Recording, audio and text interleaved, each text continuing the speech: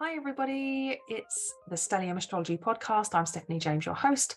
I'm the founder of stelliumastrology.com, former horoscope columnist for Elle Magazine UK, and I am here today to talk to you about the coronation of King Charles III. I just thought it'd be interesting to have a look at his coronation and the date that it's occurring on and the conditions it's occurring under. And I'm interested in this sort of thing because a long time ago, I was very interested in kind of rituals within the monarchy. I found it very interesting. The whole idea of a monarchy I find very interesting because what are they? Who are they? And how are they appointed this power and this wealth that they're born into that elevates them literally above the plebs? I just find it unusual to think that in this day and age we have, and I'm not an anti-royalist, by the way. I'm a very Aquarian type, and I'm really kind of like a people and society watcher. I've said this so many times before. It's why I'm happy to talk about a vast array of subjects on this podcast. I don't like to get too personally involved in the subject matter. And I find that if I do, then it can be a bit, you can come from a very biased perspective. So I don't really have a bias here. I don't like to be biased. And when it comes to understanding the monarchy and understanding, what it is, the role that they play in our lives, I find it interesting because it's an old ritual. And it's like they keep to their own in a sense, and you can see how different people that come in are treated. Regardless of your thoughts on her, Meghan Markle is a great modern example of how an outsider can be brought in to the inner circle. And I mean, not just the inner circle, but very much like as Prince Harry's wife, she is, very much part of the close-knit inner circle of, the future king's brother, the current king's son. It's very interesting to see a commoner being welcomed in the way she was. Was she welcomed? There's a lot of controversy around whether or not she was treated well, whether or not she herself is somebody who has what we might define as a cluster B personality disorder. Not that I'm somebody who would want to throw that accusation around. It's been reported on in the papers and stuff like that. So it's interesting to see how, if somebody upsets the monarchy in the way that unfortunately Harry and Meghan have done, they almost seem to be outcasted in some way, sent away, and then we are given lots of reports of kind of cases that defame these people. So they protect from the inside out. And it's just interesting because I think that having recently watched, I say recently, over the past few years, I think I've watched the series called The Crown. And the most recent series I found the most interesting because it was very, very Charles focused. And I think it's interesting because it's given us a different way of looking at the monarchy in the UK and thinking about what kind of role they played. It painted a picture of the Queen bringing countries together through the Commonwealth, though the Commonwealth countries will probably tell you a very different story about what it was like becoming a member of the British Commonwealth. It's about, kind of taking over invasions and, saying, right, okay, you're part of our British Commonwealth now. It's kind of like an extended European Union or something, but it's not necessarily that the acquisition of these countries was done in the most peaceful of ways. And people have feelings about that, understandably. So I just find it all very intriguing. And the fact that Charles is now being passed the baton, it's the crown is now being bequeathed onto his head, onto his bonce. basically it's on the series The Crown, the Queen talks about the belief in the crown and saying, you know, people need to believe in this, and they need to understand, you know, like, we can't behave in a certain way. She, say what you will, you know, I'm not like honoring her and saying she was a wonderful human being. Like I said, I'm being very impartial here. She did seem to reign with a level of integrity. She managed to keep her nose clean to a certain extent. Like, she took the responsibility on her shoulders, and she, you know, she understood the gravity of her role and the prying eyes. And she was a monarch over, what was it, 70, over, was it 75 years, I think she reigned. And during her reign, we saw television sets become part of daily living. Everybody had them in their homes, and she became the queen who, I guess, introduced the interaction between the crown, the monarchy, and the viewer. So it almost invited people in to have a closer perspective, but also opinion on what the royal family are here to do. And Charles is now a king who grew up through the lens, and his children obviously have a very interesting, complicated relationship with the media and paparazzi and that type of thing. So this very strong sense of personal space being invaded and not having a true sense of boundary or division from that is also interesting. And the crown, I have to say, my personal opinion on the crown, regardless of how I feel, because I really am an undecided, I'm so on the fence about everything. Like, I don't really have a fixed opinion. I'm a Gemini ascendant, but I have Mercury and Venus in conjunction. No matter which argument you give me, I can always see the opposing argument. So I'm that kind of person. But watching the final series of The Crown, which I don't think they're making anymore, it really started to feel like pro-Charles propaganda. It was like they painted Prince Charles as a kind of hero in the last series. And we saw how his relationship with Camilla developed through the TV series. And I thought it was very interesting that you can come away from watching The Crown and feel sympathetic towards the extramarital affair that Charles and Camilla had, even though you can see how wildly it affected Diana. You know, she was very emotionally unstable in that relationship because she didn't have, it was almost like she became a princess who became a prisoner, essentially. It's very interesting to watch if you haven't seen The Crown. I would highly recommend it. And it just gives you a kind of, it helps you to sort of connect in a way. I don't think that the royals particularly felt very happy about the series.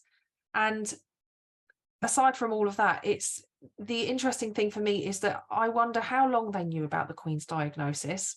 I feel like they knew for quite a few years. And I think that maybe The Crown started off being a series that you know, was depicting historical, it's like almost like a historical docu-series that's been embellished, and storylines have been created, and emotional responses maybe aren't accurate to particular storylines, but the overall feeling I get is that it was to help us connect with the monarchy at a time of extreme instability. But equally, it was, I don't know, I posted on my Facebook page a long time ago now, I said something like, I'm feeling kind of grossed out because whoever decided to cast Johnny Lee Miller as John Major, like, that I am now having a crush on John Major, and it's really freaking me out. And it's true, like they've picked characters that depict particular people incredibly well, but they also make you warm to them, which I think is not unintentional. You know, for oh, what's her name, Gillian Anderson, to play Margaret Thatcher, you just can't help but like her because it's Gillian Anderson. But anyway, aside from that, and here we go digressing, Charles really was painted in quite a positive light, I feel, and very diplomatic, with like qualities he's able to mediate. And you do feel sorry for Charles growing up because he had a very strict upbringing, and he, you know, didn't stick entirely to the rule book. And I think that this is what we might experience through Charles being the king. So I'm going to have a look at Charles's chart here. King Charles III. I will probably call him Prince Charles accidentally. So loads of interesting things here to look at. But, you know, I immediately feel drawn to the fact that he's got a kite configuration if you include Lilith. Some might argue that that's not, you know, you don't really want to include Lilith in, you know, the planetary bodies. She isn't a real point that exists anyway. She's a calculated point. So maybe not. But yes, there is a bit of a kite formation there. There's definitely a grand trine here. He's got a grand trine in across Earth and just slightly out of sign in fire. We've got his moon, we have Saturn, and we have Jupiter. He's a Scorpio with Chiron in conjunction with his sun. And he has a Venus and Neptune conjunction in Libra. So much already to talk about. Obviously, he's got his moon is at 0 Taurus. So he's got the whole Scorpio Taurus thing going on. He was born on an eclipse. And it's interesting because he's got Mercury in Scorpio. And Mercury, and it is sextile to Saturn in Virgo. So Saturn in Virgo has a sense of duty, which is of service. And it's in his first house if we're using the equal house system, which I do use. And that Saturn is part of his grand trine, which communicates with his moon and also with his Jupiter placement. But it's sextile to his Mercury. So this is somebody who has opportunities to use their voice, but if they do, they are often extremely inhibited and have to be very mindful of the language that they choose, the words that they use, because their words have great power. You know, with Mercury and Saturn in sextile, there's a sense of not really ever being able to speak your truth. Very secretive, especially with Mercury in Scorpio. It's very, very closed communication. It's not very able to say what it wants to. And that's quite clear that being born into the royal family, I think the rules are that you don't respond to things, you don't react.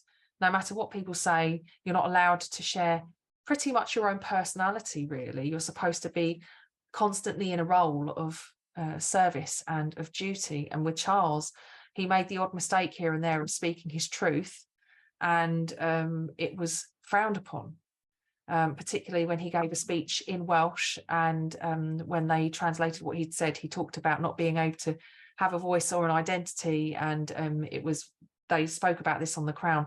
It was very much something that the Queen found very kind of rude that he did that, because, you know, he's not respecting his position as appointed by God, this ancient ritual that goes all the way back. Anyway, so his Scorpio sun is in, it's within orb of the eclipse. Eclipses, the orbs are quite wide.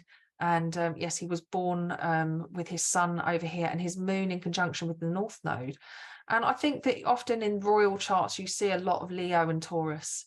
There's a sense of this kind of quality and sort of this kind of this material wealth and this understanding of the kind of the finer things in life. He's a member of the Finer Things Club. If you've ever watched The Office, it's kind of like the Finer Things Club.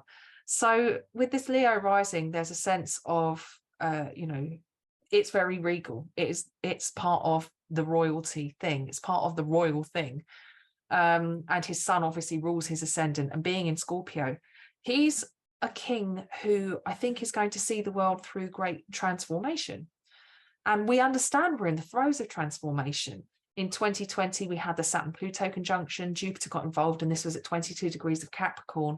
This huge event during which we had the pandemic, and we also had a lot of activism and a lot of injustice highlighted through some of the transpiring events and transits which occurred, where we understand some of the systemic problems built into our society, where some people benefit and others don't. There's definitely a sense of disruption occurring, and usually the signs that are very good at dealing with disruption are Taurus and Scorpio. Scorpio, because it is great in a crisis, it understands what it's, how to respond to crisis, and also they generally thrive. They're more alive because it brings you into the moment, and they understand, almost connect with a kind of psychic essence of what needs doing and when. And with Taurus, they are much more grounded and anchored, so they are able to be stable, a stabilizing force during difficult times. I don't know if any of you guys know anybody with Taurus placements. I remember when I first met my partner, he's got Taurus rising, and I remember the feeling of calm that I had just being in his presence. It just felt very grounding. So I think that there's a real sense of being grounded with King Charles. He's got this kind of anchored essence about him, and maybe that's actually more down to Camilla, because the moon can reflect the female archetypes in our life, the women in our lives. When you start dating, you date your Venus. As a man, you date your Venus, and when you settle down, you kind of settle down with your moon. It's like they say, you marry your mother and your father respectively. So it's an interesting look at maybe what helps him to stay steady and grounded. Obviously he owns that moon in Taurus, but it may be an aspect of his personality that he projects, and his moon is in conjunction with Venus. The ruler of his moon is Venus in conjunction with Neptune, and so this gives it a sense of it's not so clear. I think there's a romanticized kind of feeling to this moon. Again, there's a glamour about it, but it also might describe the invasion, that kind of paparazzi invasion, that newspaper. And in the third house, which kind of talks about communication, language, local area, and that kind of thing, you can imagine that that's probably what's been written about him, what's been kind of published about him. And with that moon in the 9th by equal, essentially, these publications are, that's what we know about him. The women in his life, his mother, Diana, and Camilla, the three big kind of relationships that he had in his life. So it's interesting to see that connection. And Charles has got, like I said before, he's got his sun in conjunction with Chiron. So this Leo ascendant, which you might think has this feeling of regal entitlement, actually is inflicted by Chiron. Chiron kind of wounds any planet it kind of comes into contact with. It has a kind of inhibiting force almost. And I think I saw, I'm trying to think who it was now, which astrologer. It may have been Melanie Reinhardt. It could have been Dick van der Mark. But we talk about Chiron, and there's a sense of having a quality of Uranus and Saturn about it.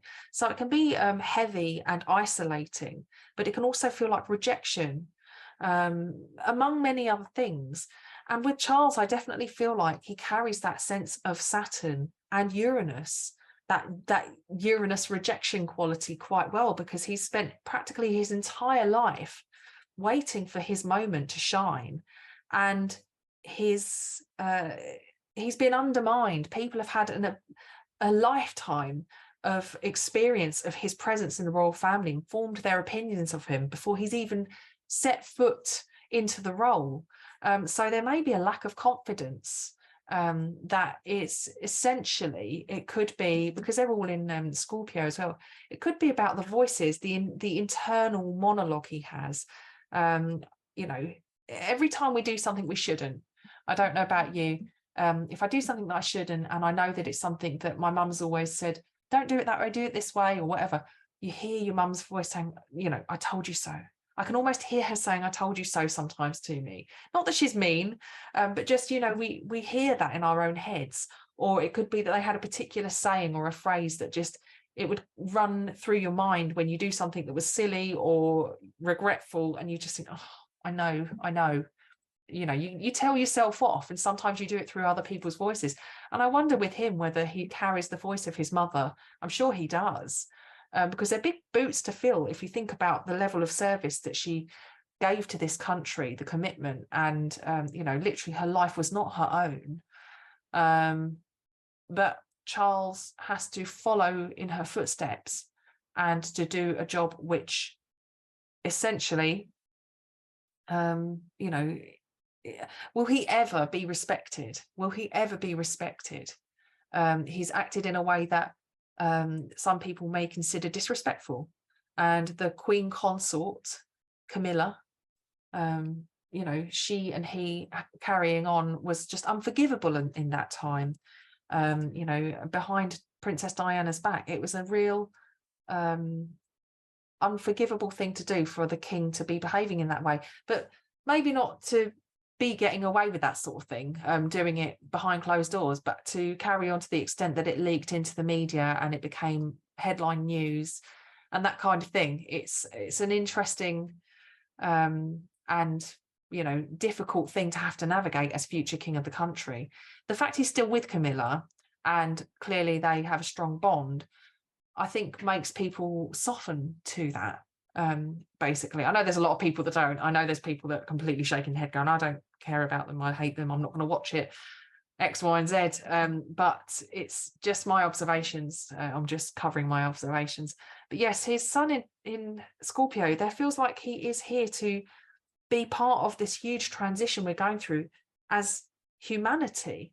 And he's got, let's have a quick look, where's Pluto? Pluto in his first house at 16 Leo.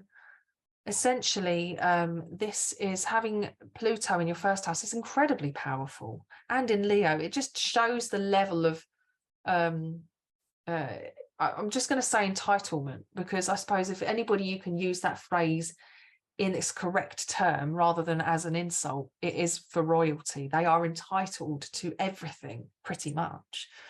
And what's interesting to me is that Uranus, transiting Uranus, so here's the coronation chart actually, transiting Uranus is around 18 degrees at the time of his coronation.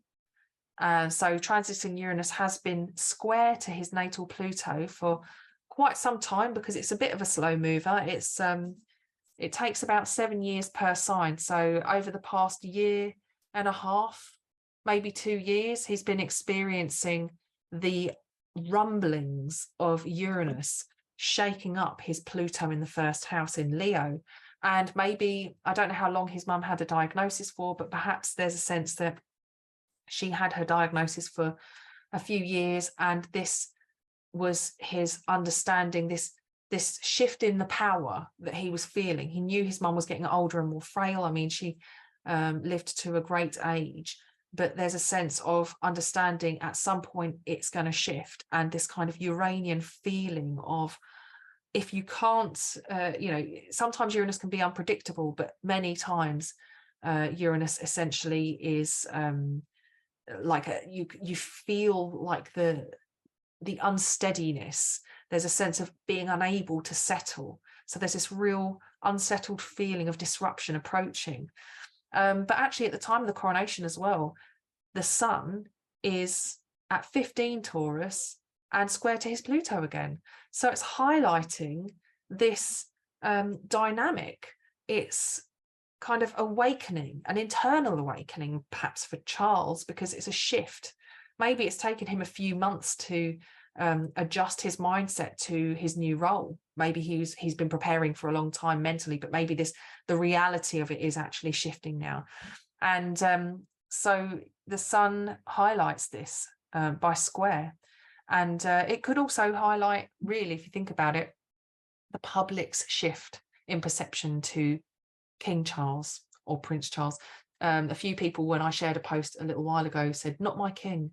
And I was like, I respect that. I get that. You know, we don't get to elect our, you know, our royal figures. They are just what they are. They fall into it through sheer luck, order of birth, that kind of thing. You know, that's how it works. We don't get to choose.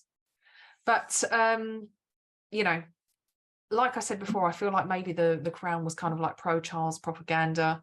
Maybe they knew that the Queen was, you know, frail, and they had a kind of a very clear window of when they thought that she would pass. and they decided to put this series out which would tell Prince Charles' story and help people to understand the importance of the royal family and you know, their role in society, and actually, you know, give us an opportunity to feel some compassion towards Charles and actually some respect for his skill set and the things that he's done. Not that I'm not sharing my opinions on it. I'm just saying this is my only opinion, is that I wonder if it is propaganda. That's my opinion, not whether or not I actually like him. I just feel like I'm just the ultimate fence sitter when it comes to this sort of thing. So interesting to look at that. It's also an eclipse. There's an eclipse within hours prior. Let me have a quick look on my little thing over here that I've got. In the UK, the eclipse is at 1834, 6:34 p.m. on the 5th of May. May the 5th be with you. May the Sith be with you.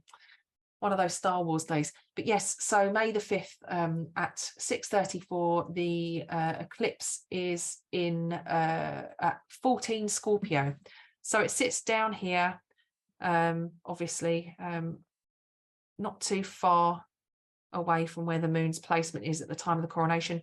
Coronation occurs at 11:15, at which point the moon is kind of getting comfortable, if you can describe that, between the sun and Chiron in Scorpio.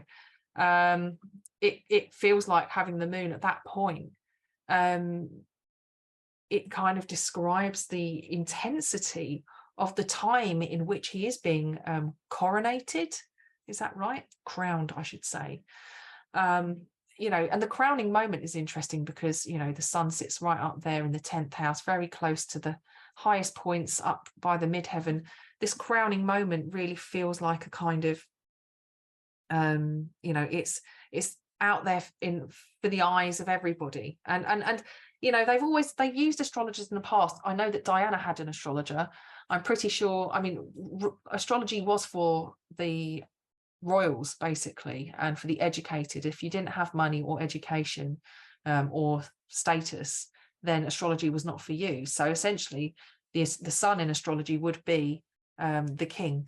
I think when they discovered the heliocentric model of the solar system, that's when it became most favorable, because it did really put the king in the center of everything, rather than the geocentric model, which meant that the sun revolved around everything. It meant that the king became the center point for everything. So the sun is the king and the moon is the people. So the people here are watching the king getting crowned on an eclipse, moments after an eclipse essentially, and the moon is sitting here. The people are sitting here between his sun and Chiron.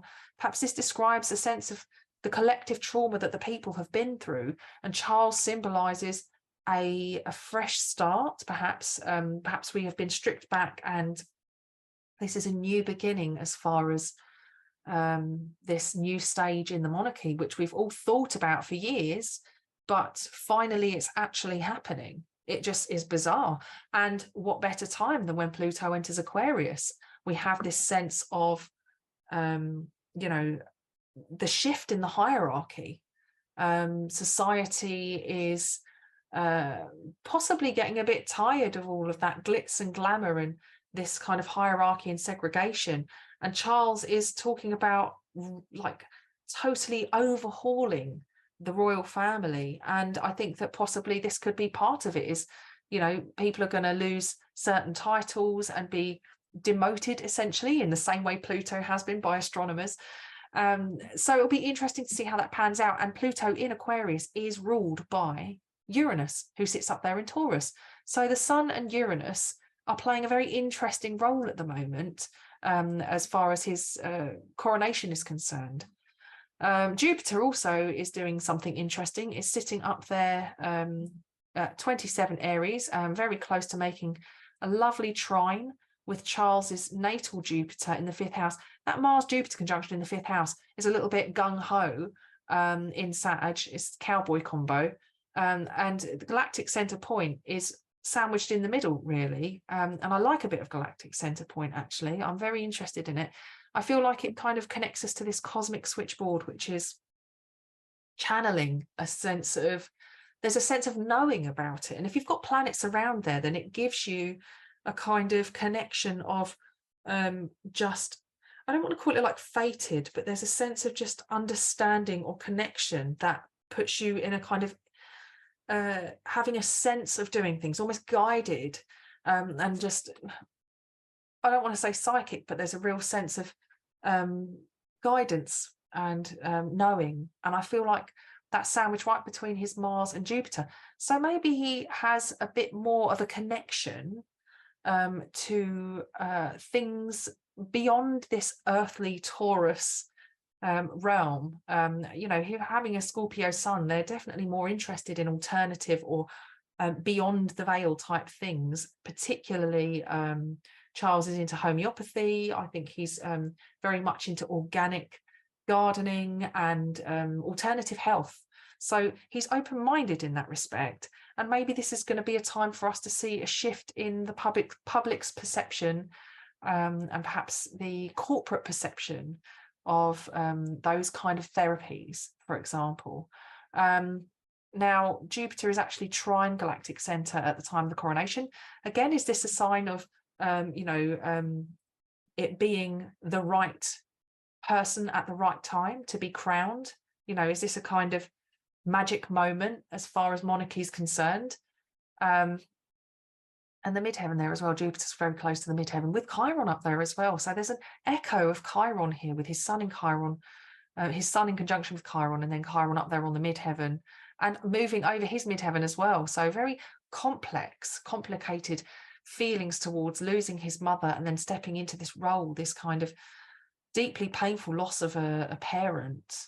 And he's lost them both in recent years. So, you know, having lost both parents and finally being the kind of person steering his own ship, really, the captain, the boss, the king. He is the king.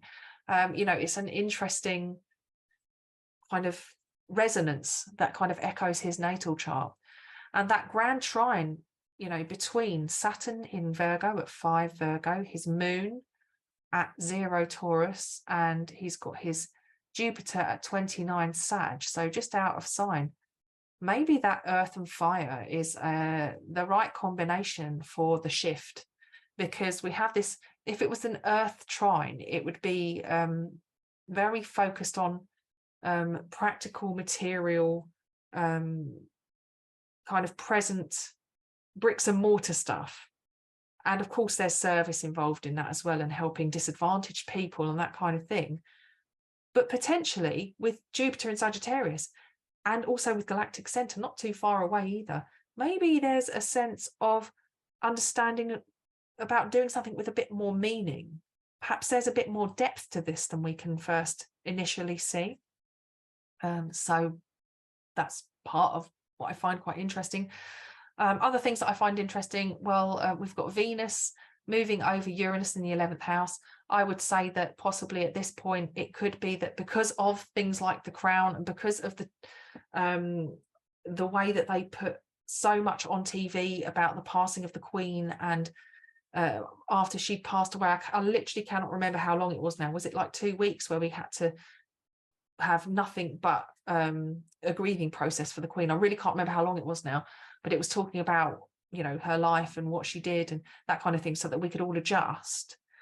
It was, you know, it's an interesting thing to see that Venus moving over Uranus. It's almost like there's change, and it's his natal Uranus as well in Gemini, 29 Gemini, opposite Jupiter. So it's a very, as far as Jupiter and Uranus are concerned, they're a very innovative combination, and they do sort of usher in, you know, great leaps in technology and great change. So Charles seems to be somebody who can bridge that leap. And there we have Venus at 28, just about to move over to 29 Gemini. This could describe the public perhaps seeing the value in doing it a different way and having a different representative. Sometimes these monarchs, sometimes what's going on in the mundane picture, the bigger picture, is a symbol for the way the earth is shifting, whether we like it or not, because the planets are always moving. We are but a reflection of the planets on this Earth. So we look up and we don't know what's affecting what. Who's affecting what? What came first, the chicken or the egg? Is it the planets affecting me? Is it me affecting the planets? Maybe it's just a mirror. So with this happening, it could potentially be that we are under the influence of these changes, and we have a choice to view this change in a way that gives us the optimism to make changes for the positive. It certainly feels like it's a transit which warms people, and a Jupiter-Venus opposition, which is what we've got here, transiting Venus opposing Jupiter. It kind of looks like that's a very sweet combination, a bit of a sweet tooth. That's a bit of a diabetic combination. So it could be that this is the coverage is portrayed in this way in order to encourage people to feel a certain way towards him, towards his relationship, towards the big changes that we have no control over whatsoever, and that continue to be underway.